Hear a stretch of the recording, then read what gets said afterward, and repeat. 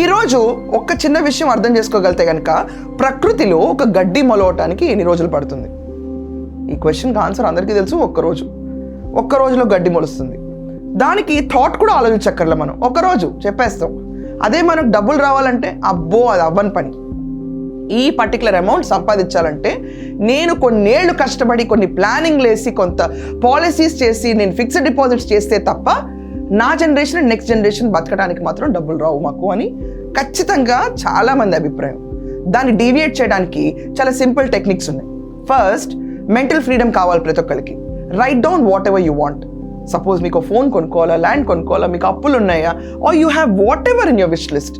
నిర్భయంగా మనీ అన్న విషయాన్ని పక్కన పడేసి make a list.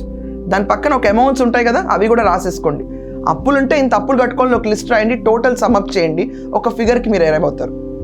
Now your day is done. మీరు తొందరగా నెక్స్ట్ డే లేసి ఈ రోజు నుంచి ప్రతిరోజు ఒక థాట్ ప్రాసెస్లో వెళ్ళండి.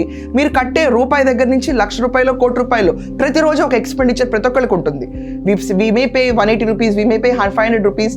మన రెగ్యులర్ ఎక్స్పెండిచర్ లిస్ట్ అన్నట్ని తీసుకుని మీరు జస్ట్ మైండ్ షిఫ్ట్ అనేది చేసుకుని మీరు బయటకు వెళ్ళే మనీని రివర్స్ చేసి ఈ మనీ నాకు వస్తుంది అన్నట్టు భావించండి. Feel happy for that.